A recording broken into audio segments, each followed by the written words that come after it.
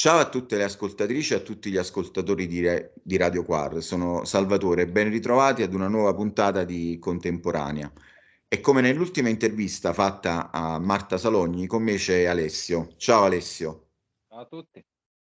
Oggi siamo particolarmente emozionati ed orgogliosi perché abbiamo un ospite che amiamo tanto e abbiamo quindi la fortuna di intervistarla ed è Suzanne Ciani. E diamo quindi il benvenuto a Suzanne qui a Radio Quar. Ciao Suzanne. Ciao, come stai tutti? Grazie per essere qui con noi a parlare della tua musica e della tua carriera. E quando ho detto ad Alessio che ti avremmo avuto come ospite, non ci credeva, quindi grazie ancora della disponibilità. Grazie a voi. Non parlo perfettamente italiano, allora forse possiamo continuare in inglese, ma chissà. Certo. Faccio prima una tua bio.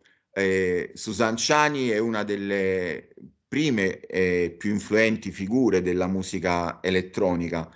Mentre frequentava la scuola di specializzazione a Berkeley, rimase affascinata dalla capacità di produrre musica con una macchina e si dedicò ai sintetizzatori Bacla per i successivi 2 decenni, aprendo così la strada a esibizioni elettroniche dal vivo con suono quadrofonico. Un viaggio il suo che parte da rigorosi studi di musica classica e l'ha fatta diventare una pioniera del synth degli anni 70, nonché un punto di riferimento indiscusso e imprescindibile dell'elettronica. Susanna ha collezionato 5 nomination ai Grammy Awards ed ha al suo attivo anche una serie di musiche per spot televisivi, tra cui vi sono dei brani iconici realizzati per alcune delle più grandi aziende americane negli anni 70 e 80. L'effetto sonoro di una bottiglia di Coca-Cola che viene aperta e versata è uno dei suoi jingle più famosi. Suzanne è stata anche la prima donna a comporre la colonna sonora di un importante film di Hollywood, l'esordio di Joel Schumacher nel 1981 ed ha influenzato con la sua musica decine e decine di artiste e di artisti. And Suzanne, let's start with the first question. You started as a student at the Wesley College and then moved to graduate at the Berkeley University. How was the musical scene back then in California? What inspired you to join the experimental community? And when you first met that electronic sound? Well, I went to do a master's degree in California. So I went from the East Coast, from a women's college called Wellesley, and I went to study for 2 years in the University of California at Berkeley. So it was a big change for me to go from the East Coast to the West Coast in 1968. When I arrived in 1968, it was a very important time, social upheaval because of the war in Vietnam. Also, it was a time when young people were experimenting with some, psychotropic drugs, and there were demonstrations. It was a wild time, and I met Don Buchla there. So, in my studies, I have to tell you, because you are an Italian audience, I had a lot of difficulties as a woman composer. And one of my teachers was an Italian who was teaching conducting. And one day for class, I went up and I was conducting a piece by, I think, Mozart. And at the end, the Italian conductor looked at me and said, women have no right to be on the podium. And I said, this was very Italian. I mean, my father was Italian. I knew, my father had 5 daughters, and all he wanted was for us to get married. Nobody envisioned that women would become independent and have careers. So it was, I think the reason that I loved electronic music in those days was that it gave me the power to independently create my music and do it on my own terms without anybody else's judgment. So it was very freeing. So that's the route that I followed as soon as I discovered, I have to say I was also lucky because the very first public access electronic music center in the country was right nearby. It was called the San Francisco Tape Music Center, and it was housed at Mills College at that time in 1968. And that was right next door. I could go from Berkeley to Mills College, and I could spend hours and hours and hours playing the Buchla 100, the Moog 15. It was an early facility that had instruments. It was not really part of the university.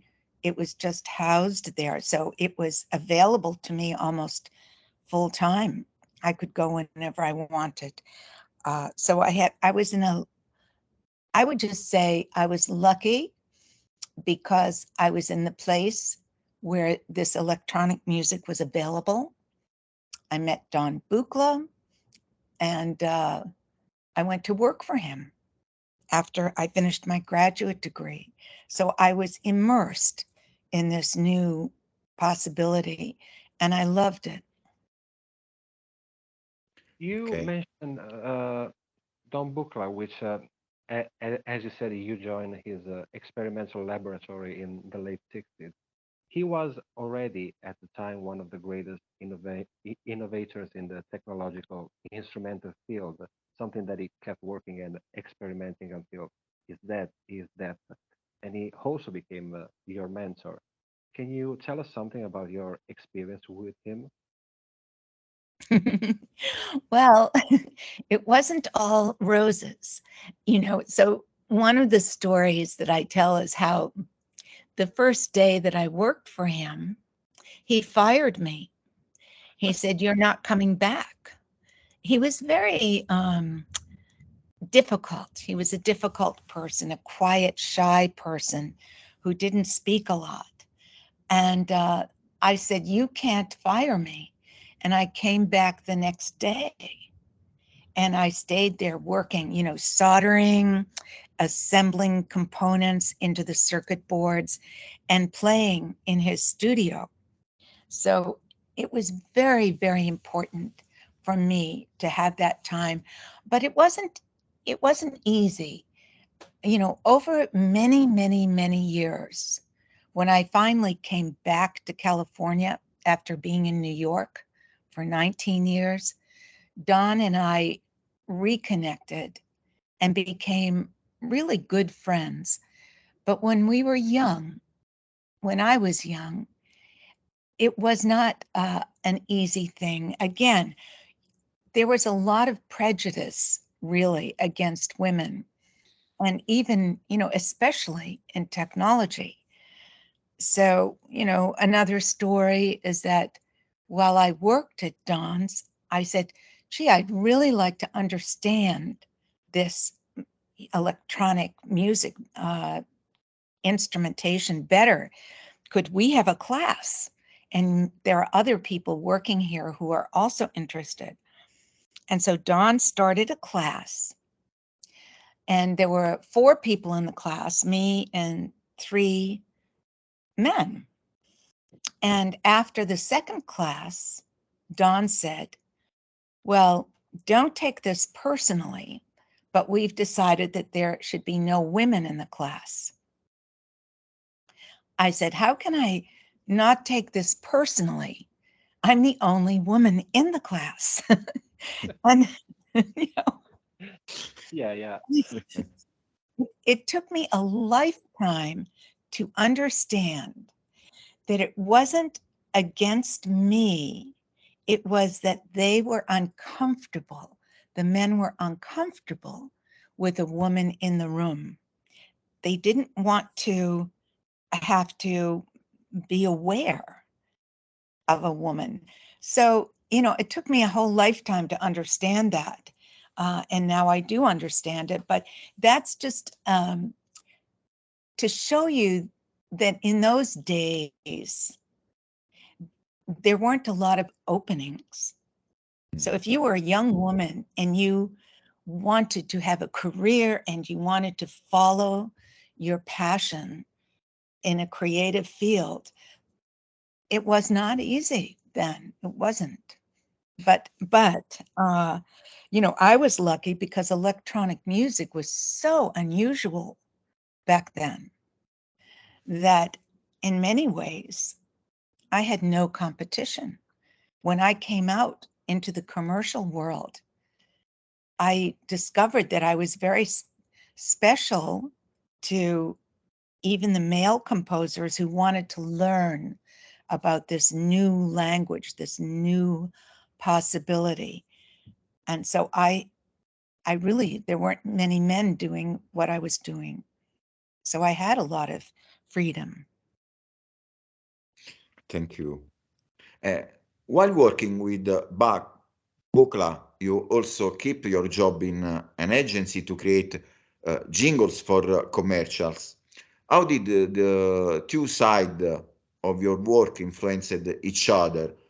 Would that later come helpful when you worked with bigger corporations like Coca-Cola or Atari?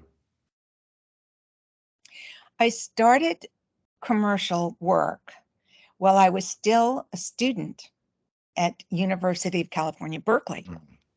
So I was, my boyfriend at the time was from Milwaukee, and his neighbor was doing a package of uh, many commercials for a Macy's department store. And he got me the contract to do the music, and I did it all electronically. And it was very well received. They loved it. So then I knew I could make money. I wanted to buy a Buchla. I needed money. And I started looking for commercial music opportunities. So I did quite a few. I was always independent. I didn't have an agency, but I was a freelance composer, and I would go and call the big advertising agencies. And I worked in San Francisco first. I did Levi's and educational publications.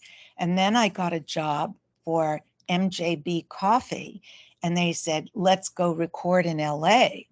So I brought my Buchla to LA and recorded there and decided that LA had more opportunity for me.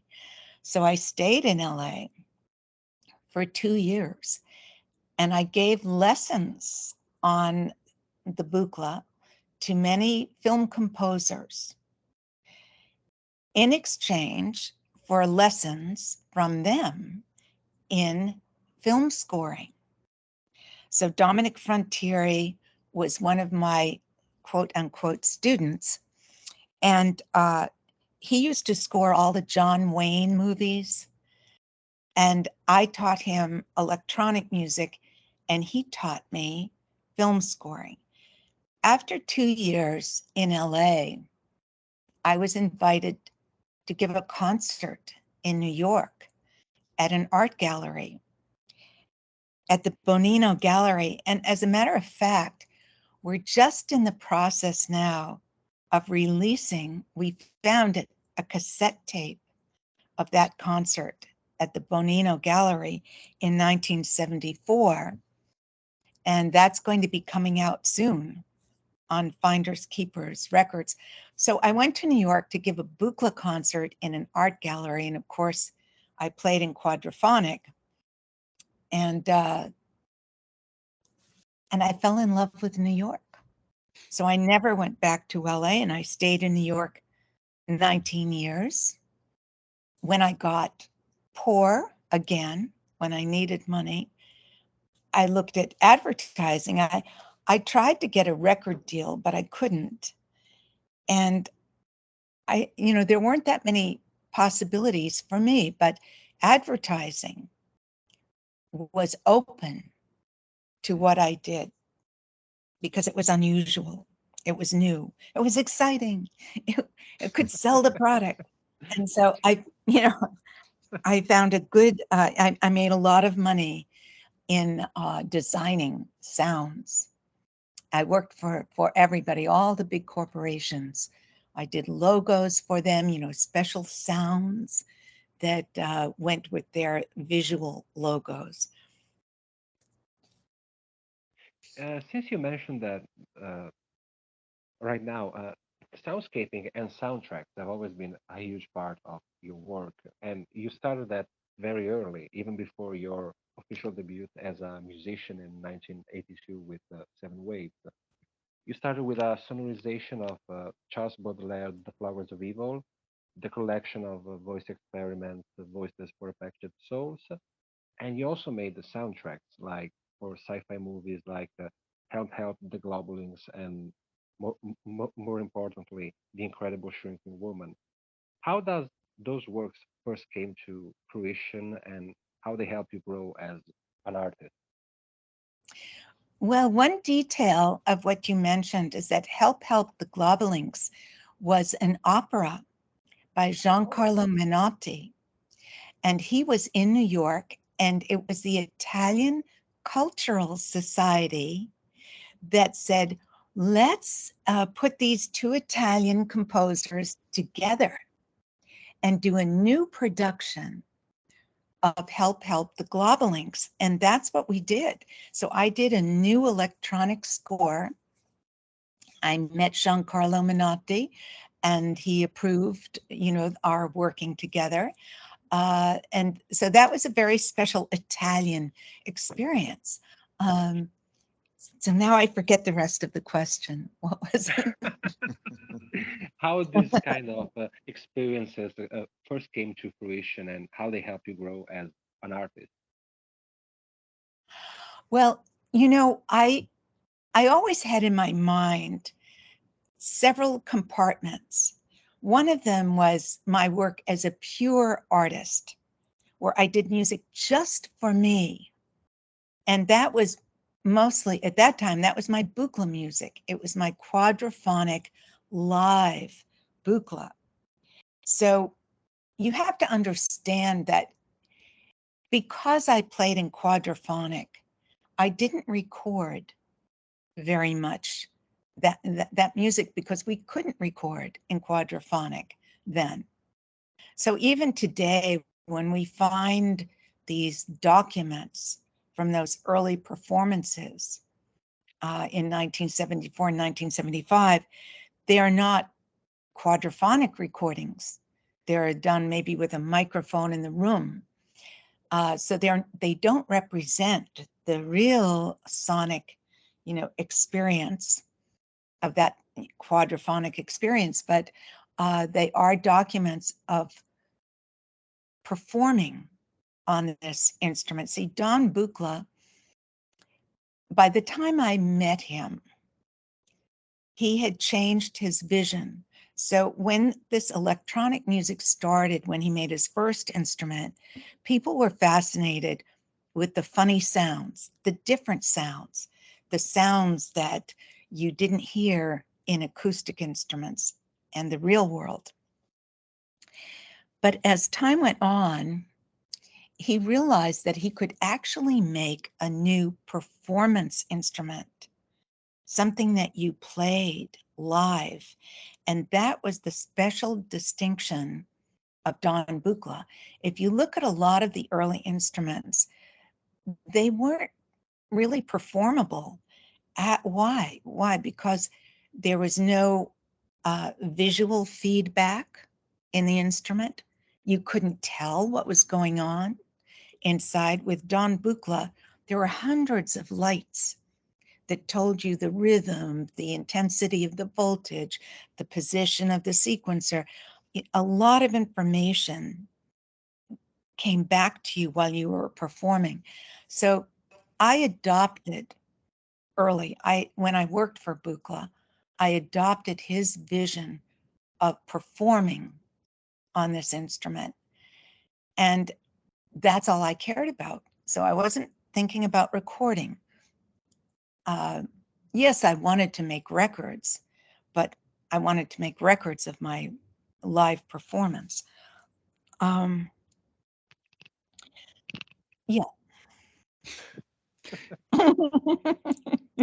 Suzanne, you are still Yeah. using the Buchla 200 in some of your live performances, mostly for live improvisation. How was your relationship with the machine that you helped building changes through the years?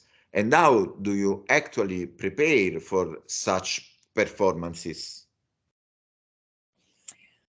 When I first started performing again, I had not played the Buchla for almost 40 years because my Buchla from New York broke, and then half of it was stolen, and I had no instrument.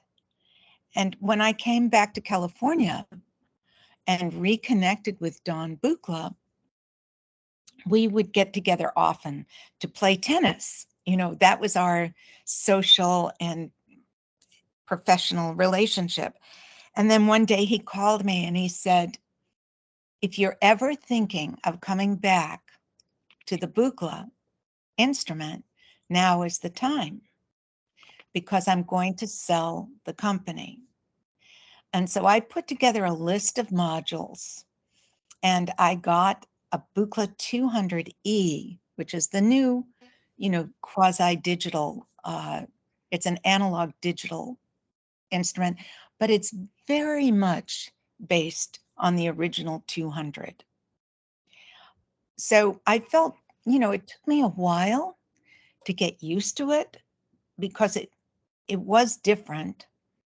And then I realized, so much of my life had been devoted to the live performance of this analog modular electronic music instrument. We did not use the word synthesizer, because it had bad connotations. And I wanted to show, here it was 40 years later, and I started to develop a new friendship with this instrument. And I wanted to come out and show the kids, because this is what happened. Suddenly there was this renaissance of interest in analog modular. I didn't know about that, but it happened gradually, my awareness that there really were a lot of kids out there. And I thought, we should really close the gap. Let's show what we were doing in the 60s and 70s, playing live quadraphonic. And so that inspired me to get up and go out and perform again with the Buchla. It's a much different instrument now. I have to make it very compact. My original 200 was very big. It was huge, but I didn't do a lot of touring. I had it in New York.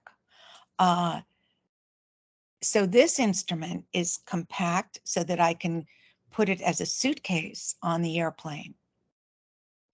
And it's been analog modular, there's no there. The modules are always changing. You're always updating. I have custom modules. I have clones. I have, one of the modules I missed terribly was the multiple arbitrary function generator, otherwise known as the MARF. And I found somebody who could build a clone, Roman Filipov, Russian designer. And I really couldn't perform without that module. So I'm now trying to influence the evolution of the current analog modular instruments. I want people to start embracing quadraphonic, which is very natural for electronic sound. The sound should be moving. It's meant to move.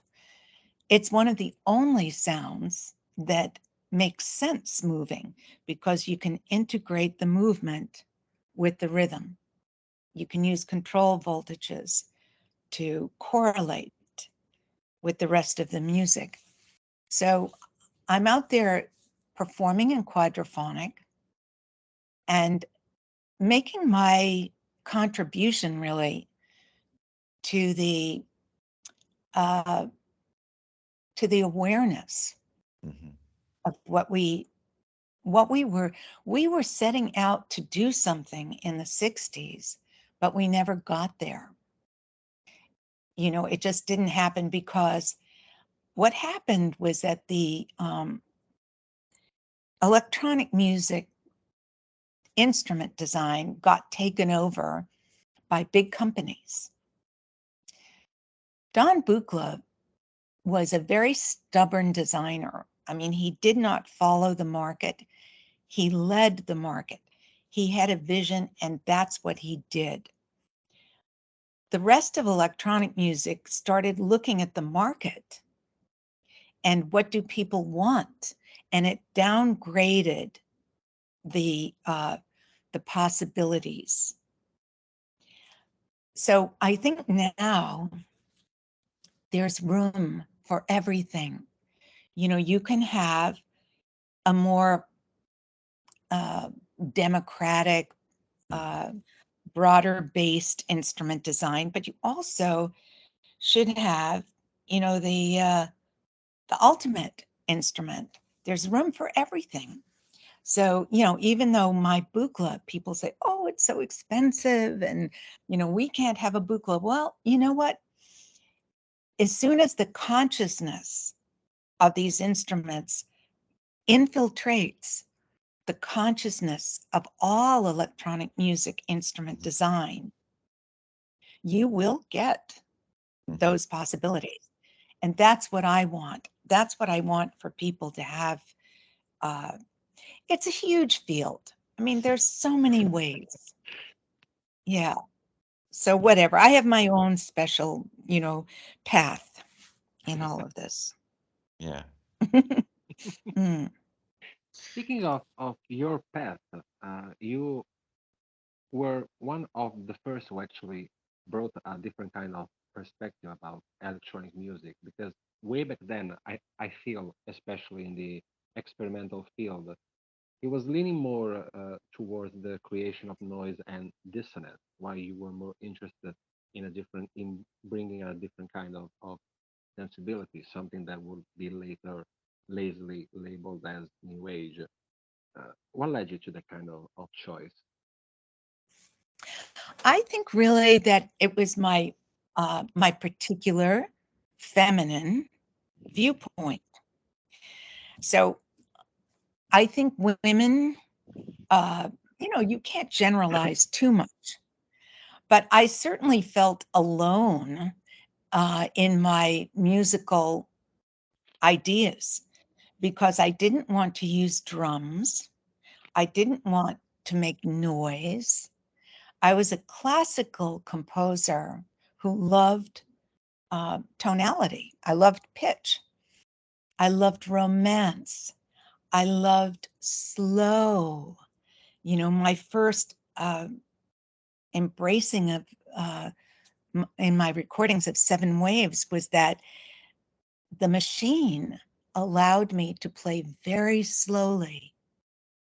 Whereas, you know, real life, you know, musicians, you know, they have to keep a beat and they have to keep that beat at a certain rate.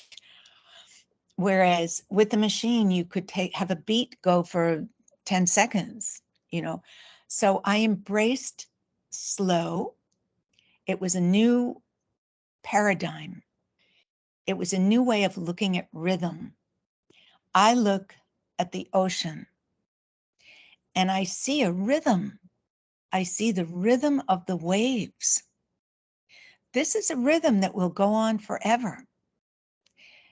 And it's slow, and it's always a little bit different, because the one thing that nature, I think of electronic music as very natural.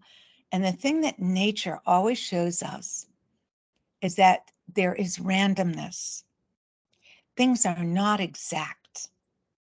You don't have a tree with leaves that are all alike to the nth degree. They are alike, but there's variation, and that little variation is the gift of nature to us. And we can create that variation with electronics, with electronic music. It's one of the, I call it techniques, the techniques of this language of, electronic music. One of the techniques is controlled randomness. And Buchla knew that. He made modules that allowed you to design very precisely degrees of randomness. So randomness was not chaos. It wasn't like, oh, we don't know what's going to happen. Oh my God, it was this wonderful shading of something to give it life. So that's another important ingredient that we need in the new instruments as well. I forgot the question again.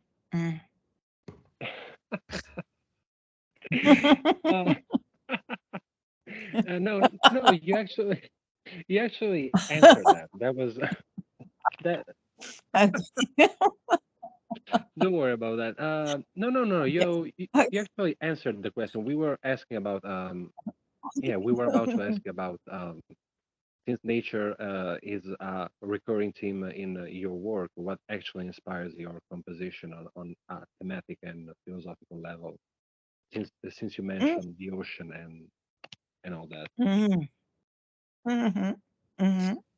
Yes, well, nature is, yes, as we were just discussing, is a primary influence for me, and uh, on many, many levels. I embrace the concept of the weather.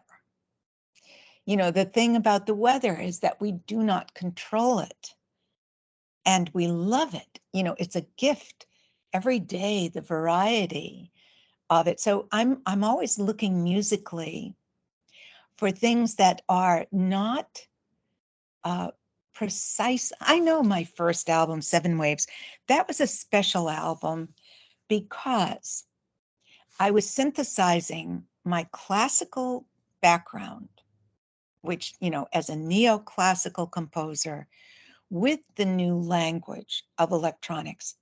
So that was actually written music. My book club performances were not written music. I mean, the sequences were written, but then the improvisation took over. With Seven Waves, I actually combined electronic techniques with a classical, the music was based on Chopin, it was based on Mozart, it was based on, if you look at even what you call my new age music, you will find the root system always of classical music. All the composers that inspired me, Mozart, Beethoven, Bartok. I mean, they were all men, unfortunately. No, but no, really, that's one of the realities that women composers live with, is that they're looking into a history of music that doesn't include them on some level, and it doesn't mean that we don't love everything about it, but we hope that changes, not as a value system. It's not to say that music is going to get better with women or that it was worse without. It's just that uh, there is a part of our human experience that we don't know yet.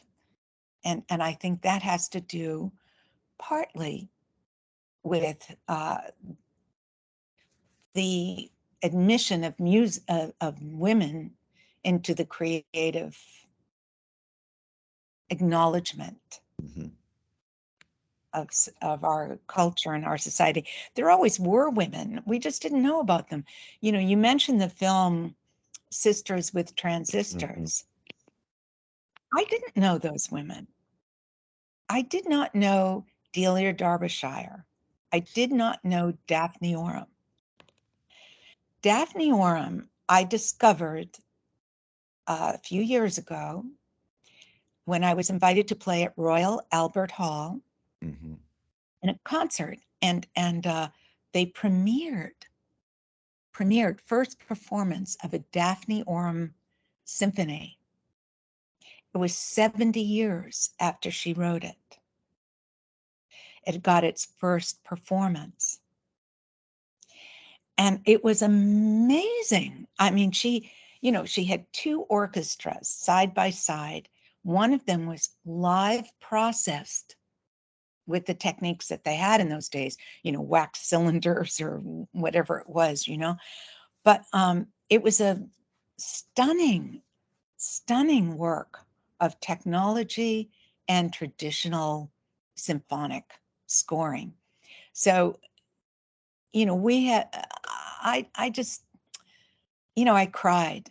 I cried, not only because the music was so beautiful, but that had I known about her, had we all known about her, that things might have been more open. We get used to, I'm very used to being, in the corner. Like that's where I lived for a long time. I've had a lot of, you know, what can I say? I mean, I've been well known through my career,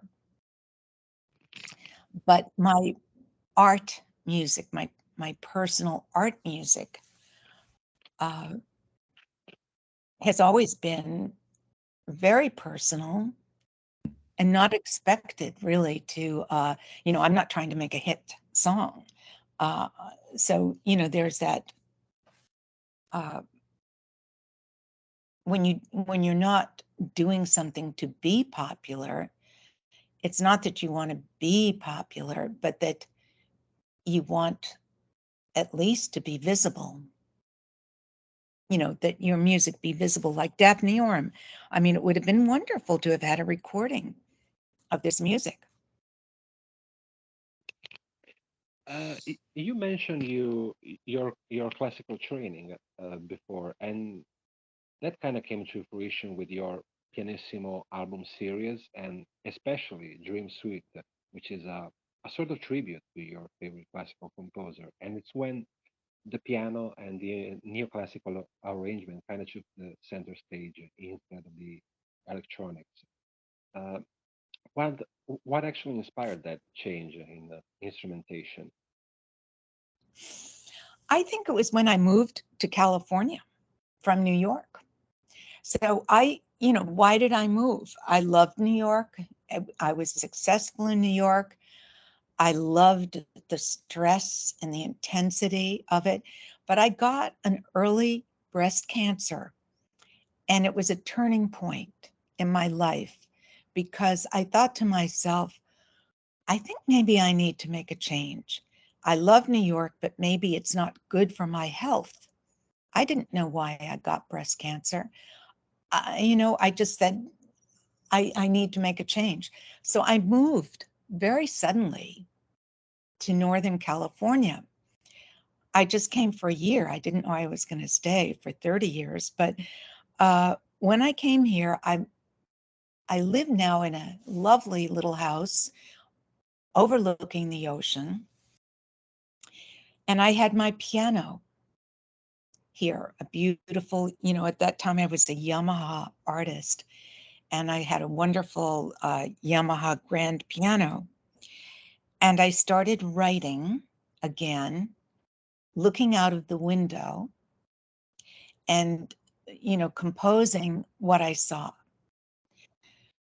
So I did a series of piano compositions and on some way I call them the window pieces.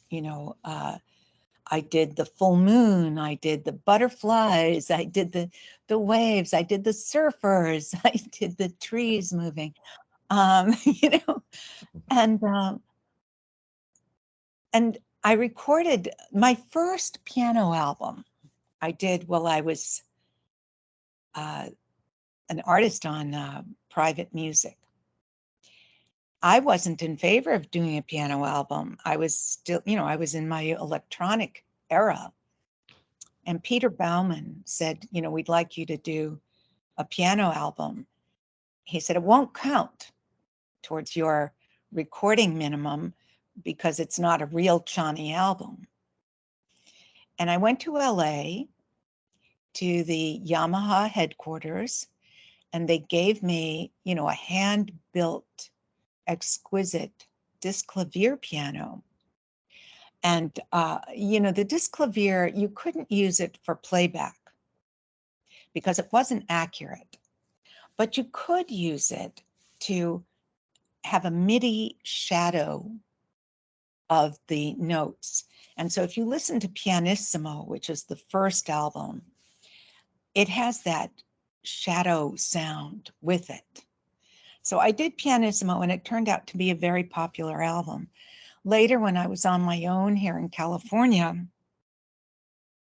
I did a piano album, Pianissimo 2, because I could, because it fit my environment. I was alone here, far away from studios. And I did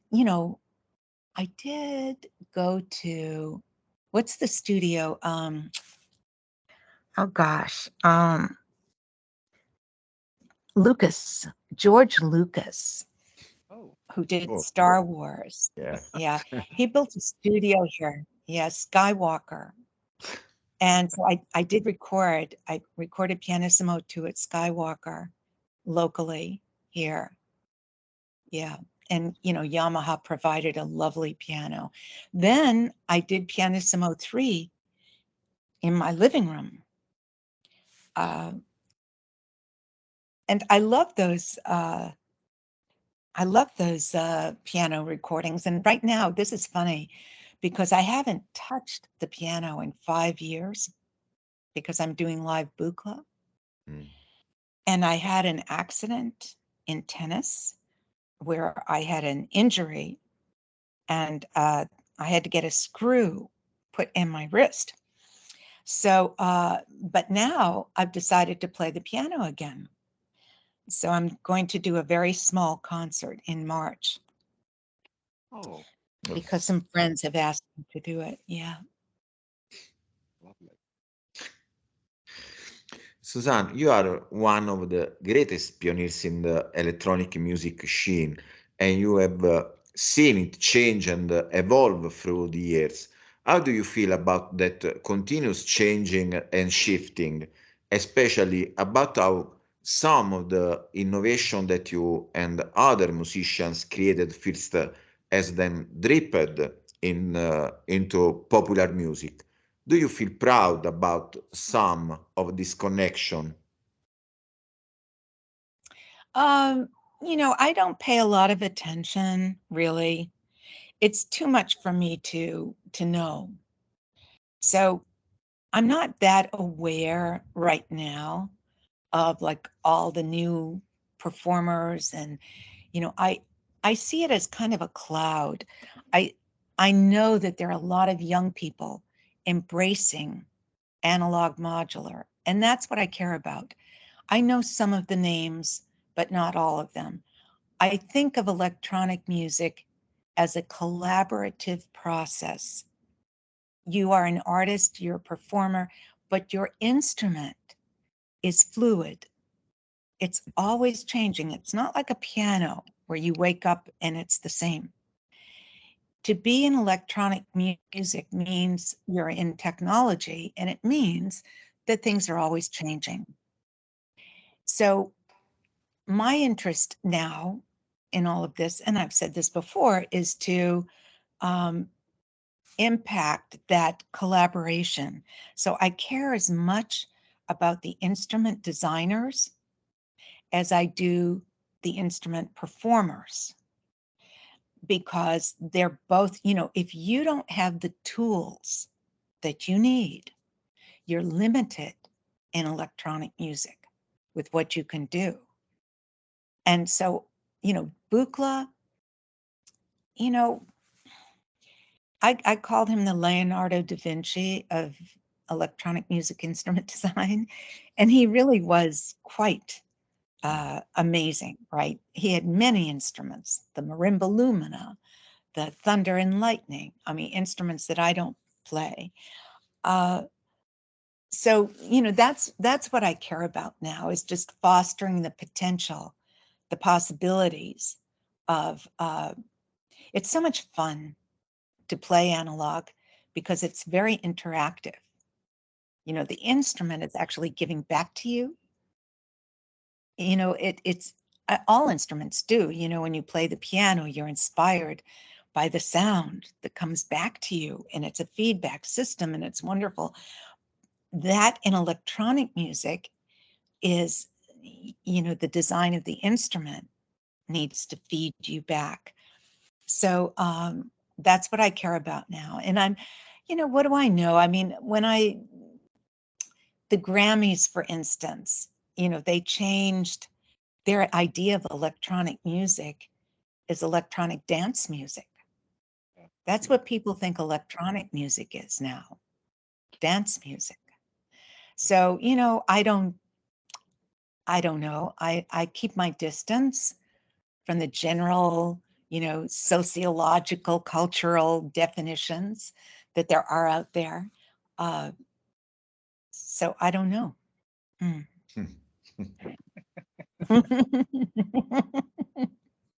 But speaking of the perspective of people about electronic music, you made one almost legendary appearances at the David Letterman show when you show him the use of synthesizer and sound processing. How did that happen, and were you nervous about it? Well, I was very well known in New York in those days, behind the scenes. So I never had a pop record, and I wasn't in the, public uh, consciousness, but in the background, everybody knew me at the Audio Engineering Society and the instrument designers and all that. So I was invited to play on the David Letterman show. And honestly, I wasn't that excited about it because it meant I had to get up at 5 in the morning and, get all my equipment over to the studio. But what I did care about was my first album, Seven Waves. So I said, I will do this show if you will allow me to perform some of the music from my new album. And he said, okay, or his people said, okay. And so I had one of the early recordings. I worked with an instrument called it was a Roland sequencer. And it was digital in the sense that you could store the information. So I had this digital sequencer, and I knew all the guys in the band because I worked with them in commercials. And I gave them some lead sheets, some music. And the idea was that we would, together play, I think it was the third wave from Seven Waves. And so I go on the show, and it was fun. It was funny. Um, and then when it came to my turn to play my music, what happened was that after we did our sound check, they unplugged my sequencer. So all the data was lost. And when I go to perform at the end of the show, I push the play button and nothing happens. And if you watch this carefully, you'll see that I recovered. So in about 2 seconds, I realized what had happened. I hit the reload button and the sequencer started, but then they cut to commercial. So I didn't get what I wanted, which was to really present my composition of the third wave. That's all I wanted to do. So anyway, but I thought it was funny, and a lot of people love that. That's become a very popular little clip, and it does show you a lot of what it was like back then. Yeah, he had no clue what was going on.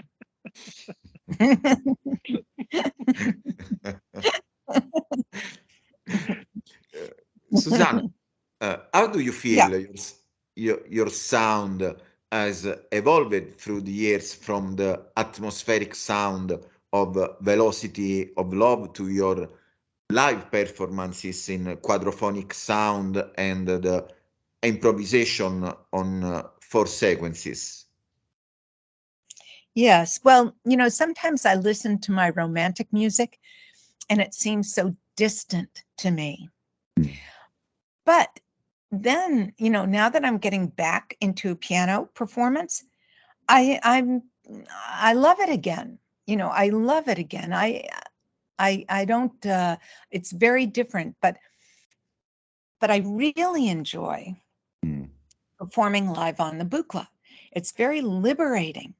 It's powerful. You have this I have wonderful sound systems.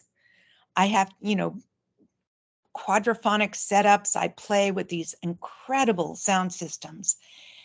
And it's just a wonderful experience for me, to be moving the sound in all directions and creating this immersive. Unfortunately, of course, I'm not in the audience. So I don't, sometimes I am, like at Royal Albert Hall, I was in the middle of the hall, but usually I'm up on a stage because our theaters don't really know how to accommodate Mm. this music yet. We don't have proper theaters.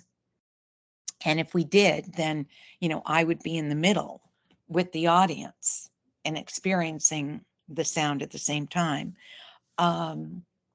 So yeah, no, I mean, I love it. It's very liberating. I feel the freedom. I always had freedom in electronic music. Mm. In the beginning, it was nobody understood it. And so I could do what I wanted. Nobody could tell me what to do. They didn't know what it was. So if I were doing a commercial, what could they say? Use more low pass, modulation on this. I don't know. So I feel that freedom. Electronic music is about freedom to be yourself wherever you are. At first, I was shy. When Finders Keepers started to publish my early electronic music, and I didn't want anybody to know about it because I had a big audience with my romantic music. Mm. And I didn't want, when Finders Keepers published their first release, I thought, oh, well, nobody will know it's a small label in Manchester, England. Well, the truth is today you have no privacy. Something comes out far away and it's all over the internet. So, some of my fans were very upset. They said, "This isn't a Ciani album. What is this?" And I thought, uh-oh, I'm in trouble, because they would give it 1 star, 1 star. This isn't a Ciani album. It's a bunch of noise. But then I just had to let go. I had to let go of even caring about that. If my fans can't figure out what's what and who's who, I can't be responsible for that. So now one way I deal with it is that I just don't look. I don't look on the internet. I don't look at my own website. I don't look at what people say. I'm just doing what I do. Mhm. And I think it's okay. I think I just did a concert in Chicago, and one of my fans contacted me and he said, "Oh, man, my wife, we can't wait to hear you play our favorite pieces in Chicago." And I said, said, I have to tell you, And and he said, "Oh, I don't think I'd like that." And I said, "Well, don't come. It's okay. We'll have dinner and don't come to the concert." But he did come, and I don't think he'll really understand. The thing about the kids is that they do understand because they're playing the instrument. They can hear it. If you don't understand it, it goes by you as this cloud of sound that you can't uh, organize, really. We need knowledge on some level just to be able to grasp something. If I look at a painting, I see it one way. If my sister, who's an artist, looks at the painting, she sees it a different way. And I learn to see it through her eyes because she has better eyes than I do. So, with hearing, it's the same thing. What do you hear? Yeah.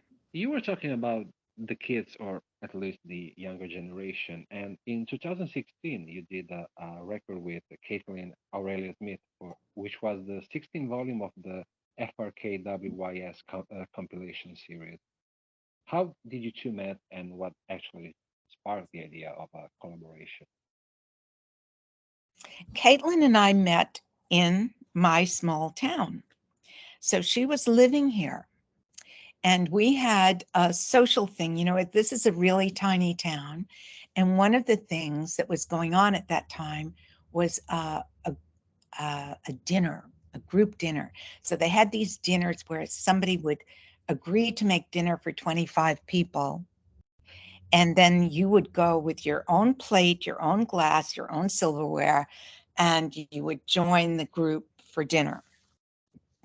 So one night I went to this, and I'm after dinner sitting on the floor talking to this young girl. And I said, we started talking, and she said, "Well, what do you do?" And I said, "I play the bukla." I said, "What do you do?" She says, "Oh, I play the bukla." And I said, "Oh, really?" It was just really an unlikely and quite impossible encounter in this town. So she initiated the whole project. She said, she made it happen. She wanted it to happen, and she made it happen. So we, came to my studio, and we hooked up our electronic instruments. I had the Buchla 200, quite a different configuration than it is now. And we recorded for a couple of days. Then she moved away. She moved to LA, and I really haven't had any contact with her since then. Okay. You also They appeared. Yeah, yeah. They're going to re-release that record though. I pretty soon. And you also appeared in album by Jane Weaver, Patty Austin, and many others. Are there any other artists you would love to work with, and or you found particularly interesting? Are there any advice that you would give to young musicians and composers who had just started their love story with electronic music? Most of my life, which has been a long life, I worked independently. I worked on my own. I had to produce, I had to perform, I had to compose, I had to do it all myself. Nothing wrong with that. Now that I'm older, for the first time, I'm open to working with other musicians. I enjoy it, but I didn't enjoy it before. I do enjoy it now. So I just finished a project with a French Buchla person named Jonathan Fitoussi. FITOUSSI. So we had started working together in the beginning of the pandemic, and we would send files back and forth. And he just came here for about 5 days, and we, finished we did a few new pieces, all Buchla, and based on my Buchla here. It's actually based on my sequences that I've been using since the 70s. And I enjoy that. One of the problems I have releasing my own music is that I feel obliged to release it in quadraphonic, because I take a stand, for quadraphonic. So I have released 2 quad LPs. So they are stereo compatible. You can listen in stereo, but they are quadraphonic. I do let other people release my music in stereo. So this album will be in stereo. And that's one reason why, I do have projects coming out on other people's labels. I have my own label for electronic music. It's called Atmospheric. My new age label was called Seventh Wave. But Atmospheric has only done a couple of releases, and some of them are collaborative. Yeah. So advice, just, my advice really to young composers is to be very aware of the business aspects of your recordings, how you register them, how you protect them, how you publish them, how you keep your copyright, how you don't give up your publishing. Become aware of, it's a complex business, changing all the time, and now that, for a long time, it was the Wild West. I mean, people were just stealing music and using it and building radio stations and distribution. And now we've finally gotten a grip on all of this, and it's better than it's ever been, because they have pretty perfect intelligence. They know what's being played, where, when, how much. There's metadata, data in the tracks, and you can get paid for just about every use of your music, provided you provide the data to your societies. You have performance rights, you have mechanical rights, you have neighboring rights, you have, there are a lot of complex business paths. So that's my advice, is get to know that, and how to register, whether you're, that's it. Just become aware. Okay. And Suzanne, last year you joined Marta Salogni and Valentina Magaletti for a live improvisation in quadraphonic sound. Do you want to tell us something about that night? Well, it was a wonderful night. It was in London, and at the what was it? The Earthworks or something.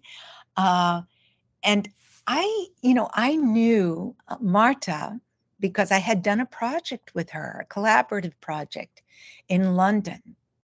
So I have a friend who has a group called Women Produce Music, who's trying to foster more production credits for women.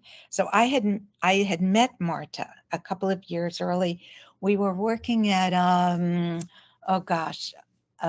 very wonderful studio in London, and I think she's terrific. I didn't know the percussion, the drummer. What's her name? The performer drummer, who, yeah. Valentina Magaletti. Yeah, see, this is just, no, Valentina is very famous.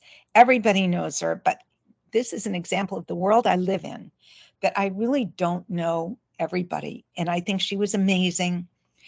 We didn't actually play together. they played first and then I played. And what was special about that night was that not only did I play in quad, but we had a special sound system by L Acoustics. And they came in and they masterminded this like 17 or more speakers in this space. And it was amazing. I'm just so sad that it wasn't recorded. I don't know why. It's supposed to be recorded, and most of my performances are recorded, but somehow that one slipped through. And it's a terrible loss because it was such a great night. Thank you. You were talking before about the role of women in music, and we discussed some of that with our previous guests, like musician Gazelle Twin or Marta Salogni. Uh, and we talk about that, especially in the electronic scene and in studio production. You were a pioneer in both of those areas. So, how do you feel the situation has changed for women through the years in music? It hasn't changed fast enough. And I'm shocked actually.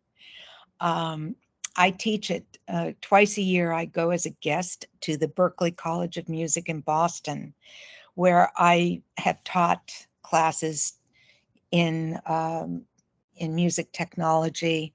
And also my role there over the years has become more of an inspirational role to women. I didn't know, I kind of assumed that things had progressed more than they had. So at one point, Berklee said, well, we'd like you to teach women a women only class. And I said, well, why would we exclude men? That doesn't make sense. And they said, well, let's try it. They were concerned because the truth is that in every music technology class, there would be one woman and 12 guys. And they were trying to shift this, ratio. And they started about 4 years ago becoming aware of this as a problem. And they have done things that have really helped it. So they've started hiring women faculty. They have given more, spotlight to women creators, and it's really helped. And when I taught the class with just the women, the first class, I thought, oh, let's get down to business, and they just needed to talk. And what they were talking about was the same thing that we talked about 50 years ago. It's like, I'm not allowed to speak. If I speak up, the guy wants to take, he wants to move in and take over and push me aside. And, all these dynamics that they were suffering still.